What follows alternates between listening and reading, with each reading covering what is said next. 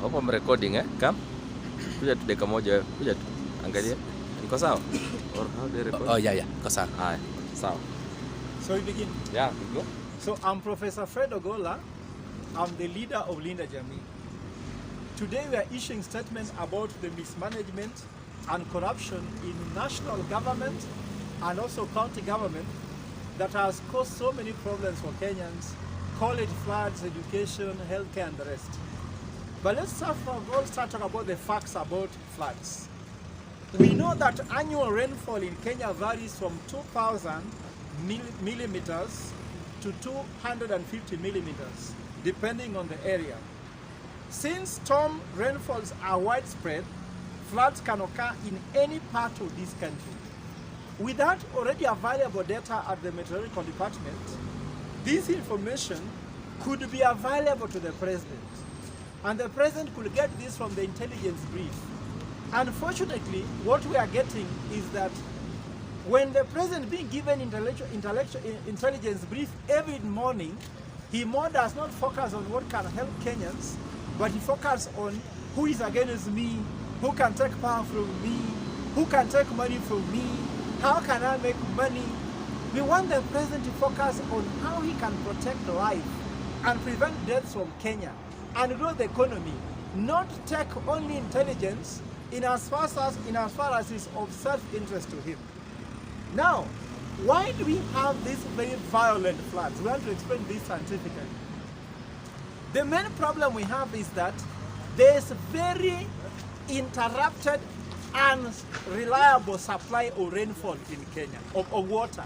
From Nairobi Water Company, the one in Mombasa, Kisumu, all those areas.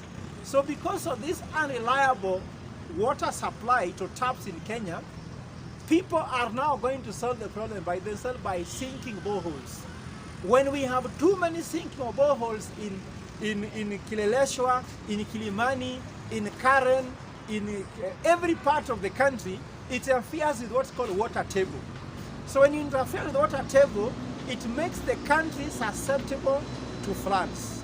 So we are telling the President, instead of planting trees, why don't you ensure there's a way the water supply can be in this town to avoid oversinking of boreholes, which interferes with water table, which will bring more violent floods. And I can assure you, if we don't solve the issue of water in this country, we will still be having more violent floods even if there's just normal rainfall. Because the milliliters we saw are not too much to create the havoc we saw. But the water table in Kenya has been interfered with everybody sinking a borehole, because instead of the state giving us water, everybody is finding a solution, and that is creating the problem. The second problem is people building on riparian land.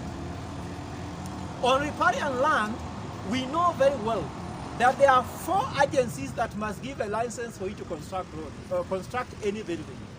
NEMA is part of it, the county government is part of it, the National Construction Authority is part of it, and others.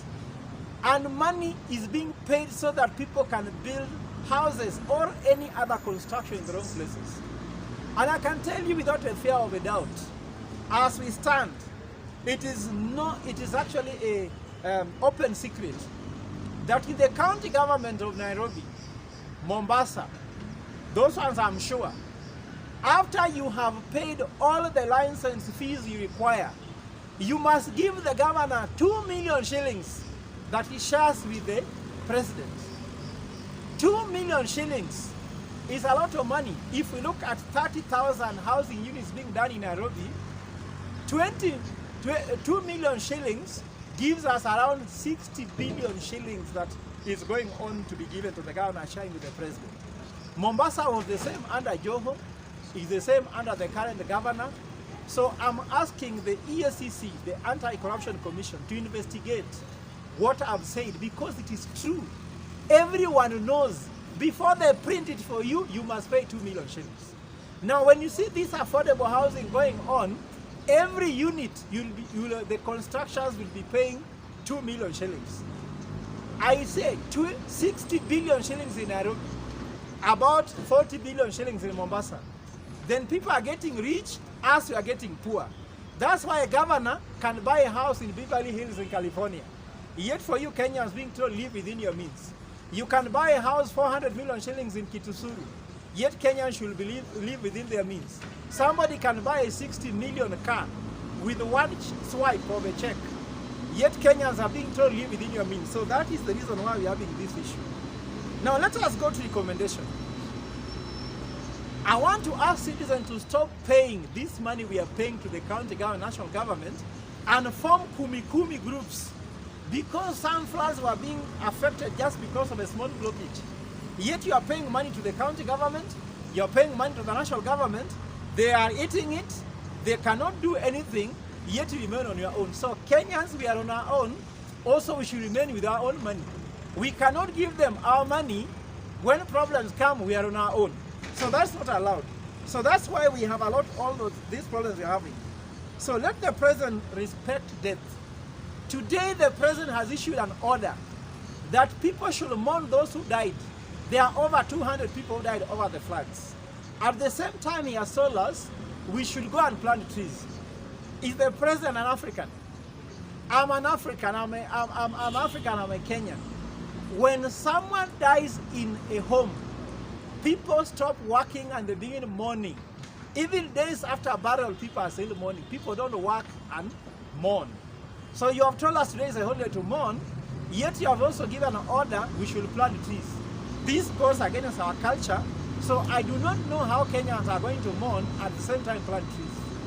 If you go to Kigali, when they mourn the victims of the genocide, even music is not played, they sit in a sober mood. I'm seeing Kenyans just dancing and making noise because there's no one serious about mourning here. I don't see mourning faces here. But the worst part of it, as I speak, I was in the streets of Kangemi. As you tell people to mourn, people are dying. I went and found a man holding tablets in his hand of ulcers and ARVs. He tells me, Professor, without food on my stomach, I cannot take this medicine. So when you tell people to go and mourn, how are they mourning and they're hungry? In fact, in our culture, when people are mourning, they must be given food to eat as they mourn. You cannot wail on empty stomach, you'll die. So the president should give food to the people who suffered from floods so that they can eat as they mourn those who died. So food goes together with mourning. And mourning do not go like work. You are telling us to work and mourn and there is no food. How are we going to survive? So that actually is dismissed. The second thing I want to tell President in certain terms. The President said that every Kenyan to go and plant 50 trees. My concern is this. With the 50 trees being planted, Kenyans are 53 million. That means we need 2.7 billion trees. To plant 50 trees for every Kenyan to plant 50 trees, you need 2.7 billion trees. Now, one tree is 120 shillings. I've checked, the cheapest tree is 120 shillings. If you multiply by 2.7 billion, you are looking for 318 billion shillings to plant trees. Where is this money?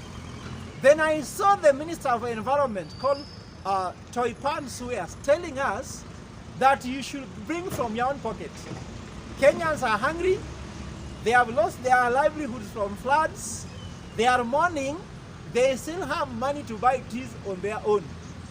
That actually is a misnomer. So the president should tell us, where are we going to get 318 billion shillings to plant 50 trees today for every Kenyan? And yet IMF gave the president 83.89 billion shillings in terms of loan to plant trees. Where is that money if the minister is telling us we use our own money? Are they not stealing from Kenyans? Yet they take loan on our behalf and they don't give us that money. So that's our recommendation, that we should be very careful about how we are handling the situation. Now, let me tell the president the last thing before I leave my colleagues to talk. Mr. President, you said immediately you put the Bible down, you'll begin working. Now, immediately you put the Bible down, the hustler dream was forgotten. Your dream was to become the president and you are living your dream. Kenyans have their dreams too. And you are derailing the Kenyan dream, which is to live a dignified life by becoming a middle-income economy. So you are living your dream. We are not living our dreams. We are hustlers. Declaring a holiday is giving Kenyans hunger because borders who are supposed to take people to work today did not work. The Uber drivers who are supposed to take people to work today did not work. Anybody who was selling things on the street here, selling samosa, groundnuts, njugu, call it roast maize, and mandazis, they cannot sell anything. The mama mboga who sell small food on the street to earn money, they cannot because it's a holiday. So let me tell you, Mr. President, since you became president, you have already declared 10 non-calendar holidays.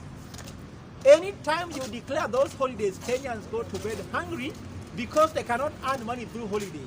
Only you, who is earning money by state funds, and your ministers are earning money. For us, you're not earning money. So holidays are not good for us.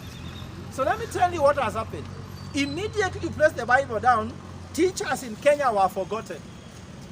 Landlords have been threatened because they have to pay more money to you. Health workers ignored. You have given an MOU which means nothing.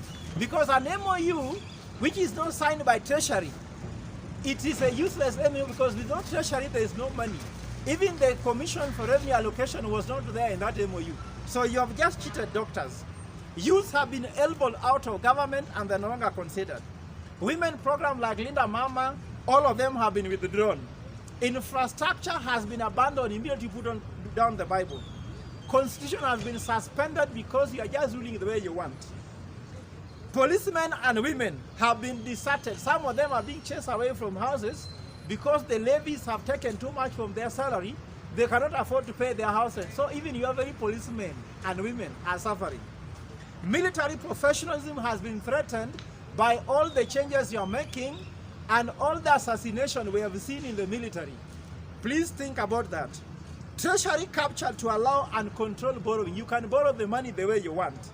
Judiciary has been detained. Judiciary has been imprisoned. Parliament has been captured. Corruption has been enhanced. And last but not least, and very importantly, Raila Odinga has been held hostage. Even yesterday he was in State House with you. So who is there for us? That's what I'm trying to say. Let me tell you what, Mr. President. Kenya has listened to what I've said. Kenya is going to look for hewa mpya, fresh air. They will never be ruled by political conmen like you. And I can tell you, I've heard you guys talking about it too, even if you talk about people talk about the two-horse race. In 2027, for sure, there will be two horse races. The one horse is political conmen leading that horse. The second horse will be led by Kenyans who are concerned Kenyans who will be led by professionals. So they'll not be tumbocrats like your people. They'll be technocrats to take Kenya where we are going. So I end by saying, as a concerned Kenya, we'll assume nothing. We'll believe in nothing and we'll check everything you are doing, then take you out of that place. So, Mr. President, as the CEO of Kenya, we cannot afford you. So we must fire you and put the right person if you don't obey our policies. Thank you. Yeah, make it short.